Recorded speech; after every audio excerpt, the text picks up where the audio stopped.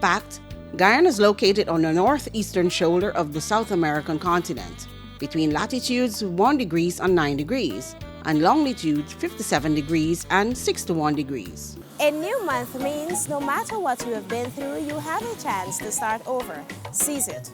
I am Lorene Ward. Welcome to an amazing journey of Homestretch Magazine. This week we will highlight Guyana Fashion Showcase, waistbands and anklets, personality of the week, and a passion for teaching.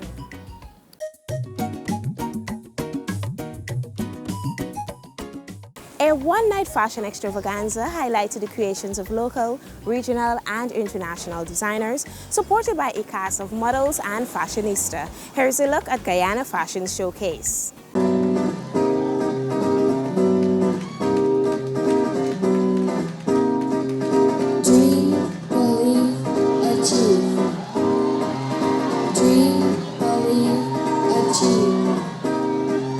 I went for like a pastel and bright colored look because I was feeling like spring and like dreams. So I want a dreamy floral pastel look for my designs today.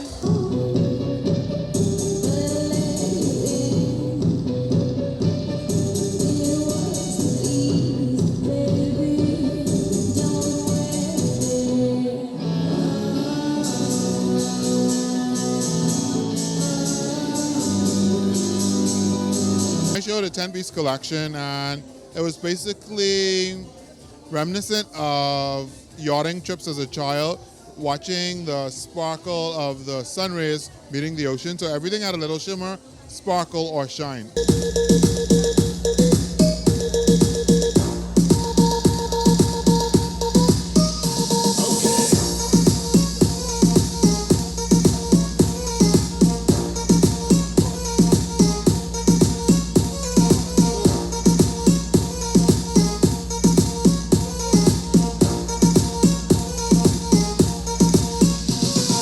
Everything is inspired by something Japanese, whether it's origami, for instance, like this. We love flowers, which is very popular in Sakura, which means cherry blossom, is like sacred in Japan.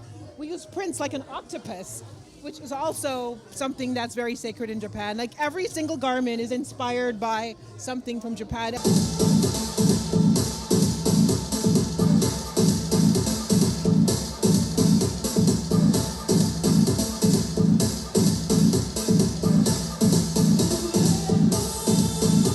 My collection first is called Flora Savage, which means wildflower. It's to motivate people and encourage our brothers and sisters to work along with each other for the best of success in life and never give up on anyone. You know, because you never know when is that person picking time for success. You don't want to turn your back on somebody that's going to be successful tomorrow. So we have to show our love today and every day and enjoy good living with our brothers. The look on your face, you don't wanna, but I wanna make love, maybe more. You got me looking at you, watching the way you wanna let it happen. One more time, girl, and pop it, yeah. When I drink, got me feeling alright. Every little thing, I can watch it all night. Pull up on that bumper, girl, I just might. Pull up on that bumper, girl, I just might. Baby, push back when I jump behind it. When I jump behind it. I love doing swimwear. I don't know where it came from. I mean, but it's a line that it's swimwear, but it's a little show-offish. It's not really that you wear in the water very well. It's when you want to floss on the poolside and when you want to attract attention.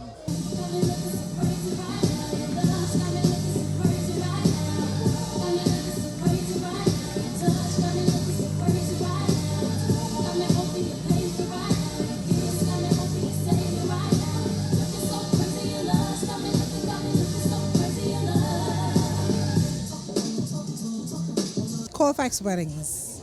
That's what I showcased here for the first time in Guyana ever. This is my second year showing the bridal collection, and I wanted to show fashion for brides, not just the traditional fashion bridal gown that people would wear, but for the bride that wants to wear a pantsuit, that is a beach wedding. You know, we have something for every bride. Press trigger, me no press people bun. Nobody chat come face me with some. Like how me have 22 in a me something. Can I feel so forget the next sudden.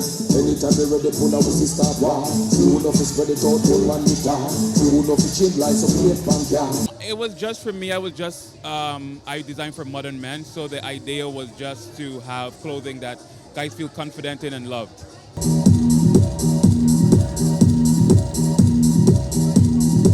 We had a look that we were looking for, with the eyes and the ombre shadow worked it perfectly, and the nude lip. So I was very, very happy. I sent her inspiration, and it was executed perfectly. And also, the hair person did an amazing job. He talked about the ponytail with the extension and then the little decorative part there. So, and it had to be something. It had to be a hairstyle that worked for everybody.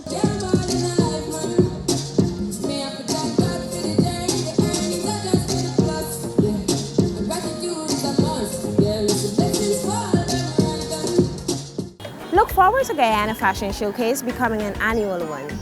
2 pieces of exquisite jewelry worn by 2 different cultures. Katina enlightens us about waistbands and beads.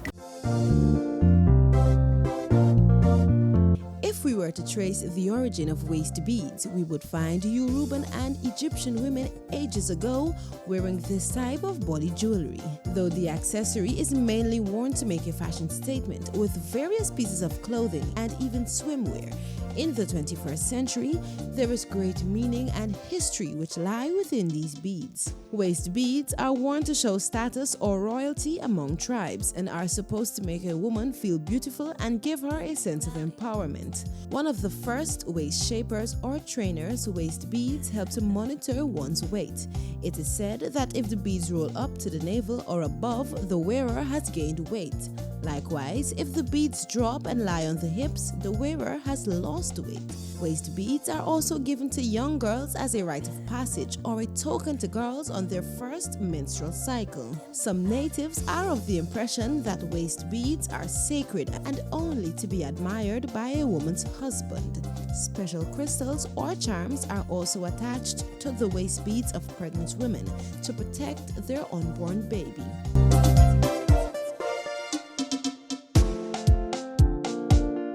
Derived from Egyptian and Indian cultures, the anklet is another esteemed piece of body jewelry. Anklets are popular among all cultures but prevalent among Indians. Silver anklets are worn commonly rather than gold, since the color is associated with the Hindu goddess of wealth, Lakshmi, and it is considered disrespectful to be worn on the feet except at holy gatherings when the feet touch nothing dirty. In Hindu beliefs, the feet and hands are constantly emanating energy, and these precious metals are thought to prevent the release of energy, but instead to regenerate it into your body. There are anklets which are worn by dancers.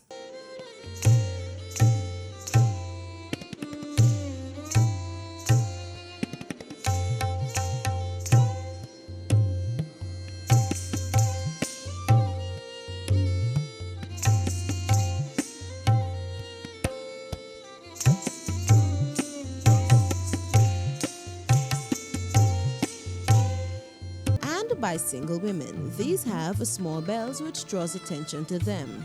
The anklet is also presented as an auspicious gift to a new bride, embellished with meenakari. The bride will put a ring on her middle toe and connect it to symbolize the marriage.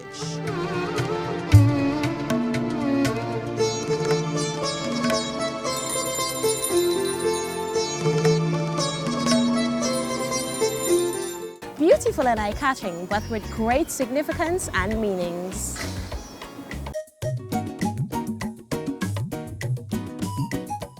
A young entrepreneur proves he has what it takes to organize party events and keep you entertained.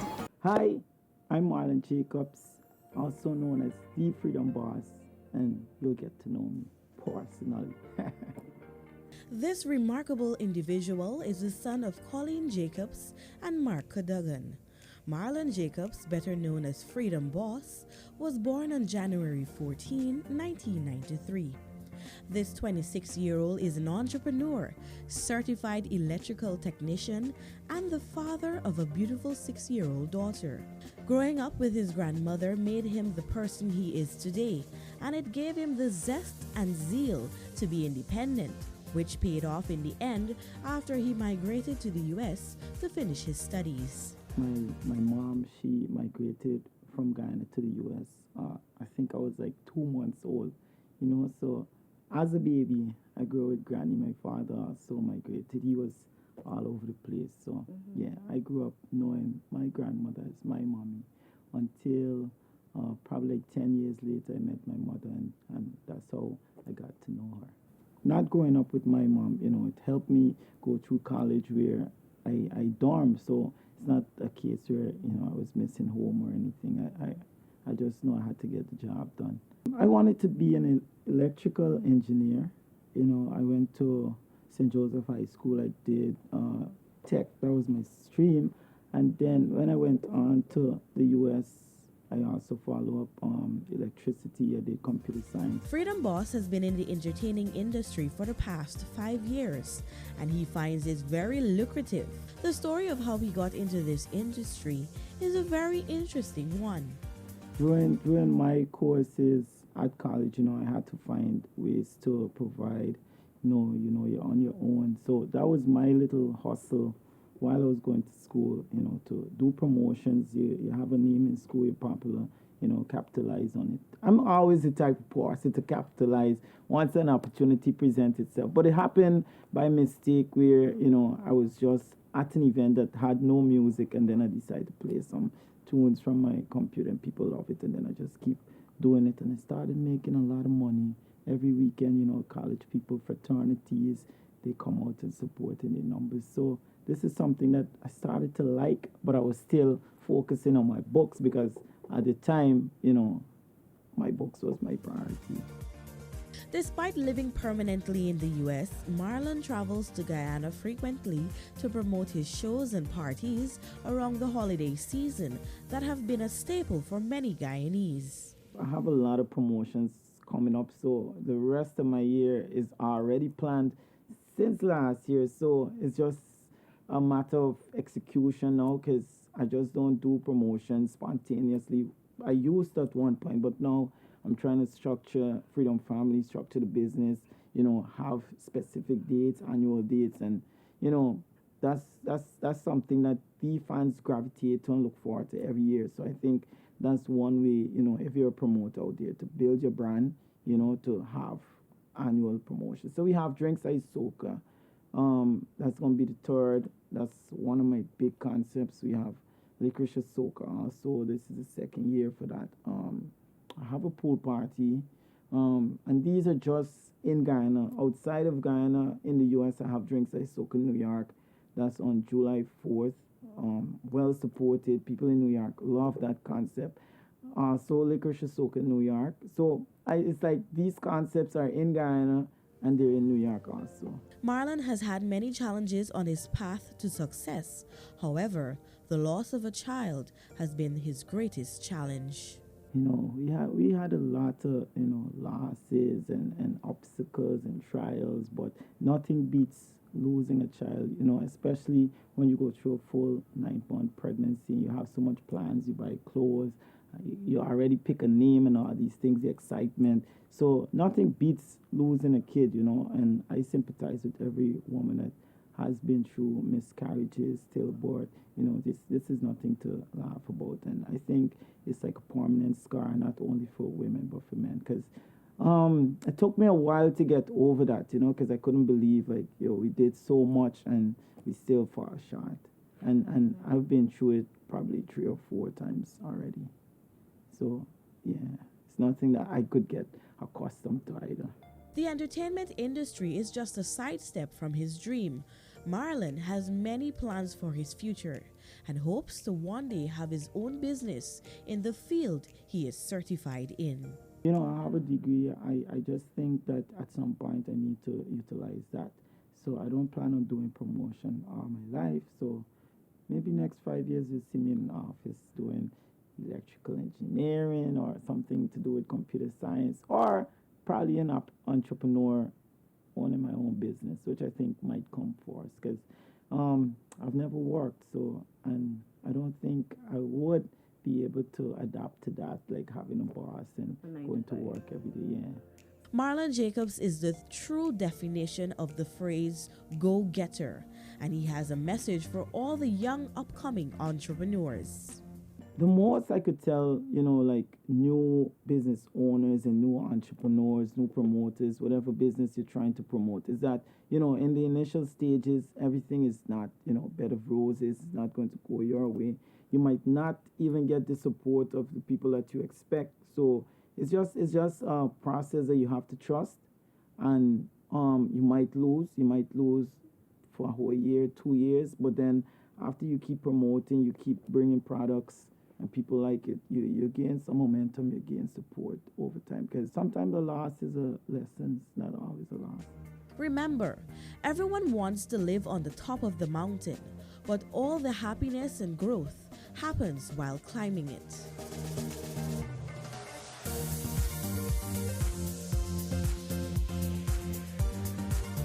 Look out for upcoming events from Freedom Family. You will not be disappointed. It is said that teaching creates all other professions. Today we focus on an individual whose passion goes beyond the typical classroom.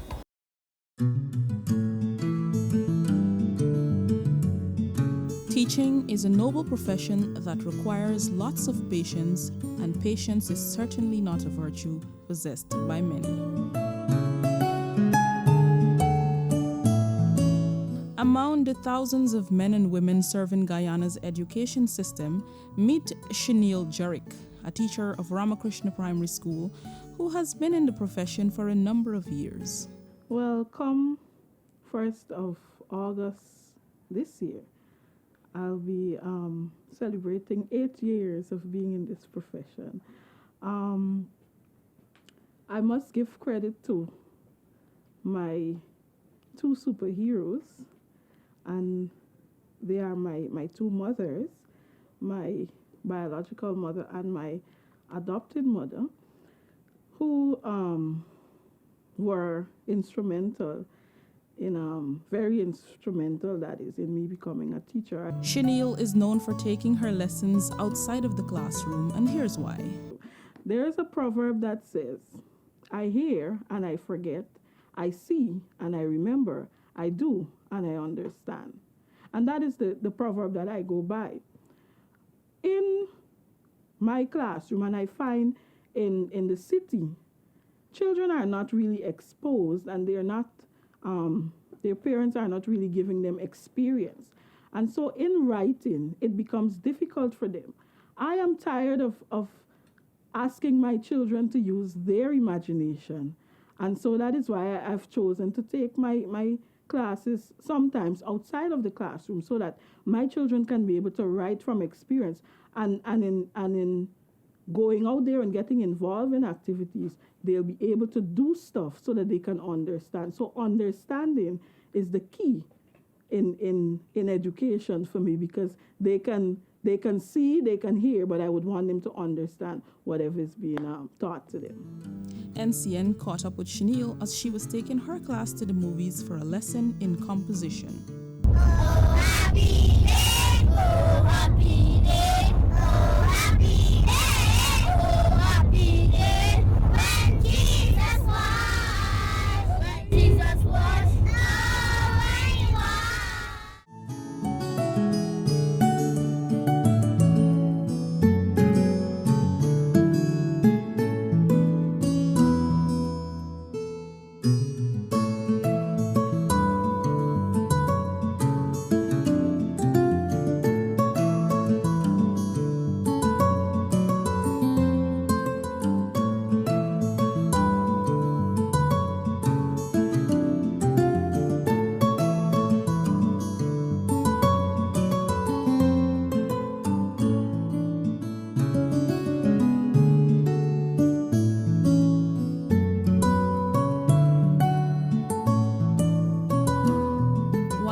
Smiles on happy little faces brings immense joy, there are many challenges that teachers encounter, and Chenille shares hers.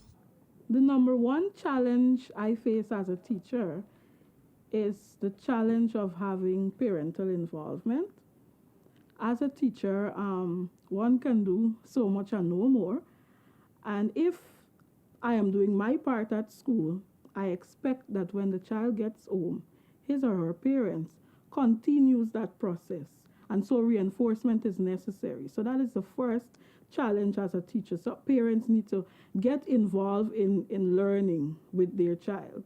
Chenille says her love for children and passion for teaching them surpasses all the obstacles she would have encountered throughout her career.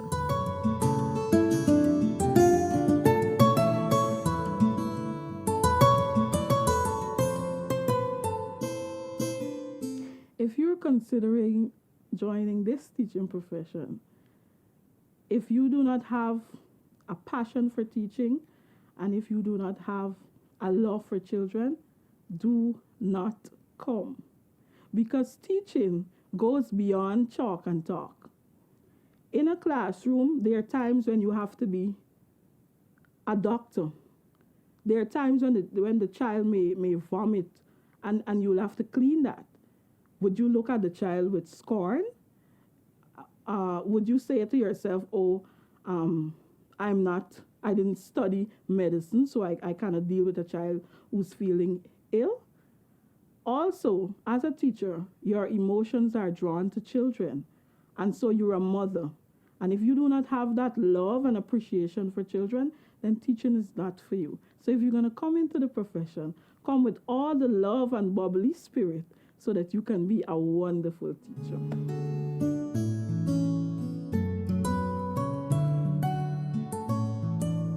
Like Chanel, other teachers across Guyana go that extra mile for our children. We thank them for their invaluable efforts. I am Lorene Ward. Trust you enjoyed this week's journey. Do remember to like our Homestretch Magazine Facebook page and subscribe to our YouTube channel. Until we meet again, be safe, keep smiling, and stay positive.